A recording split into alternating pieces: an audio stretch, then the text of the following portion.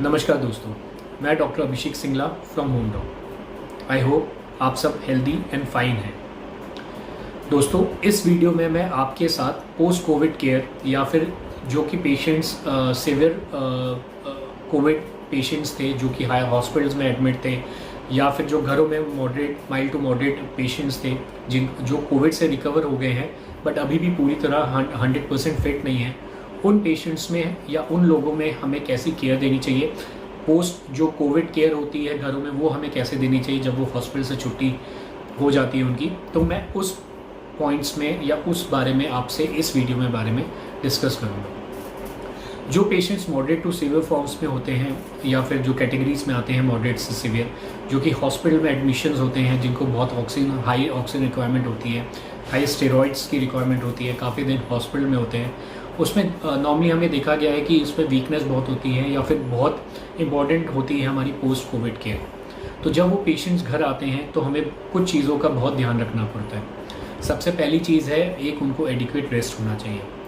जब हम लोग ने ये देखा गया है कि जो पेशेंट्स कोविड से इन्फेक्टेड होते हैं उनमें वीकनेस बहुत ज़्यादा होती है, एंड जब भी वो थोड़ा बहुत भी अपनी बॉडी को एक्सर्ट करते हैं या नॉर्मल डेली एक्टिविटी भी करते हैं जो पहले वो नॉर्मली करते थे, वॉशरूम जाना, खाना खाना, तो उनमें एक बहुत वीकनेस आती है and low grade of fever भी आता है।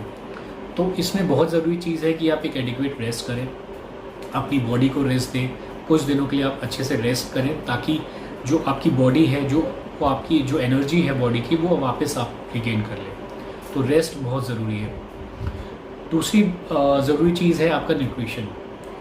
आप इतनी बॉडी में वीकनेस हो जाती है या फिर इतनी आपके बॉडी में इम्बैलेंसेस हो जाते हैं ताकि जिसके कारण आप खड़े नहीं हो सकते प्रॉपरली, आप अपने आप को वीक महसूस करते हैं, आप डेली एक्टिविटीज़ नहीं कर सकते। तो उसके लिए न्यूट्रिशन बहुत ज़रूरी है। उसमें न्यूट्रिशन में आप हेल्दी फूड खाइए, मोर वेजिटेबल्स, फ्रूट्स, एंड सबसे ज़रूरी high protein diet. High protein diet का फ़ायदा ये होता है कि जो आपके एनर्जी होती है, जो एनर्जी फॉर्म बनाता है प्रोटीन से, वो बहुत अच्छा बनाता है, जिससे आपकी बॉडी में एनर्जी हो, आपकी बॉडी को वीकनेस ना लगे, एंड जल्दी आपके जो सेल्स डैमेजेस हुए हैं या बॉडी में जो डैमेजेस हुए हैं, इंटरनली डैमेजेस हुए हैं सेल्स के, वो रिकरेंस हो या वो रिकवर हो या वो हील हो। तो प्रोटीन डाइट बहुत ज़रूरी है हमारे खाने में। उसके अलावा हाइड्रेशन बहुत ज़रूरी है।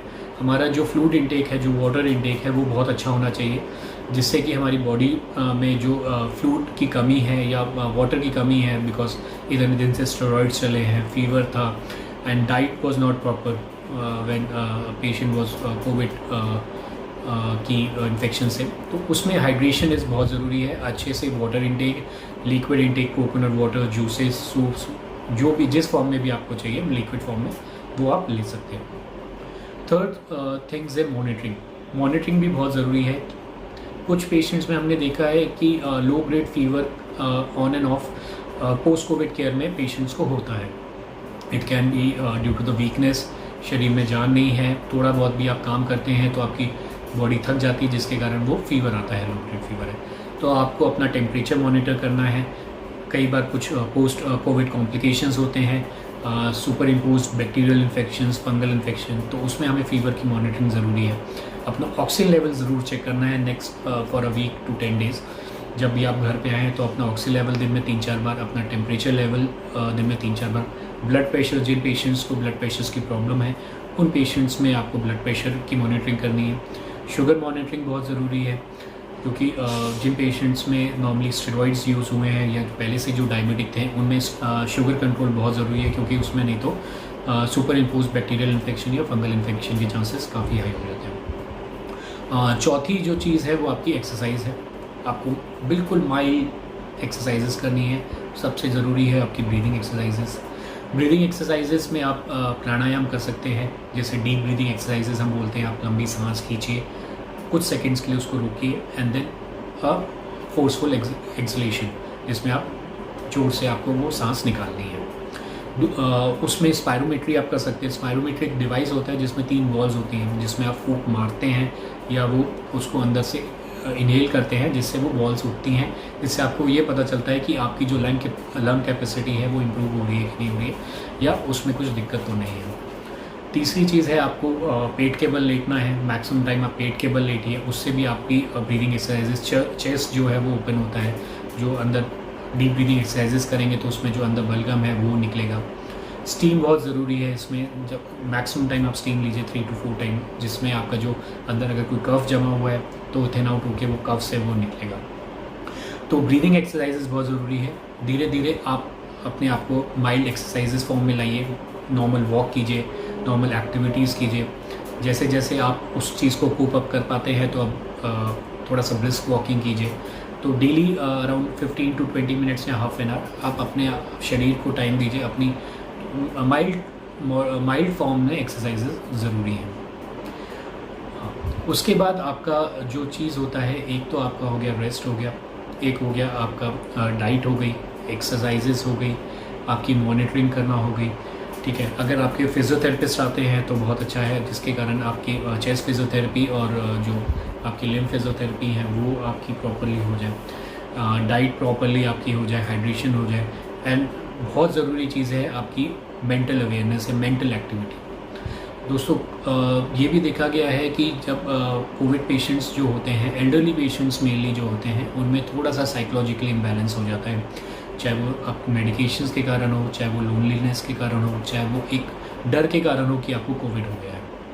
तो उस चीज़ों के कारण थोड़ा सा जो बिहेवियर होता है वो इरिटेबल सा हो जाता है, थोड़ा साइकोसिस टाइप के हो जाते हैं। उन पेशेंट्स में आपकी मेंटल एक्टिविटी बहुत ज़रूरी है। आप पजल्स खेलिए, माइंड गेम्स खेलिए, आप सुडोकू खेलो, वो चीज़ें बहुत ज़रूरी होती है जिससे आपकी माइंड की जो स्टेबिलिटी है वो बनी रहे। आप एक नॉर्मल जो आप पहले एक्टिविटी कर रहे थे उसमें आ जाए एंड आपकी मेंटल जो बैलेंस है वो मेंटेन रहे। तो ये चीज़ बहुत ज़रूरी है और इसमें फैमिलीज़ का बहुत बड़ा रोल आता है कि उनकी जो मेंटल स्टेबिलिटी है वो उनको कैसे वापस लाई जाए। माइंड गेम्स खेल के पुरानी चीज़ें आप याद दिलवाइए। जो भी उनको म्यूज़िक पसंद है, टीवी पसंद है देखना, वो कीजिए। माइंड गेम्स के लिए पुरानी बातें कीजिए, पुरानी एल्बम्स, वीडियोस, वो सारी चीज़ें।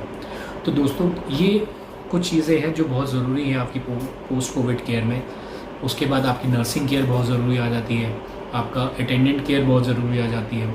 कुछ मेडिकल इक्विपमेंट्स होते हैं जो आपकी नीड होती है, जैसे ऑक्सीजन की रिक्वायरमेंट्स कई बार कुछ पेशेंट्स में होती हैं, तो वो चीज़ बहुत ज़रूरी है। आपकी प्रॉपर डॉक्टर विजिट्स ज़रूरी है, डॉक्टर ऑब्जर्वेशन ज़रूरी है कि आपको कोई और दिक्कत तो नहीं आ रही, कुछ और इन्फेक्शंस तो नहीं आ रहे हैं। तो इस चीज़ में आपका होम केयर बहुत काम आता है, जिसमें आपका एक नर्सिंग आपको मिलता है ताकि वो आपके वाइटल्स मॉनिटर कर सके, कुछ आपकी हेल्प कर सके, आपकी डेली एक्टिविटीज़ पे हेल्प कर सके। मेडिकल अटेंडेंट्स होते हैं जो आपकी डेली मेडिकल जो डेली फिज़िकल नीड्स की ज़रूरत होती है, आपकी रूटीन जो आपका होता है, वॉशरूम लेके जाना, खाना खिलाना, वो सारी चीज़ें होती हैं। एंड एक डॉक्टर ऑब्जर्वेशन बहुत ज़रूरी है ताकि एक वीकली आपका एक डॉक्टर आके आपको देखे, फिज़िकल एग्जामिन करे, ताकि उनमें आप में कोई दिक्कत तो नहीं है या फिर कुछ प्रॉब्लम्स तो नहीं है या कोई चीज़ें हैं जो एग्रीवेट ना हो। तो दोस्तों प्लीज़ अगर आपको ये वीडियो अच्छी लगी तो हमें कमेंट कीजिएगा।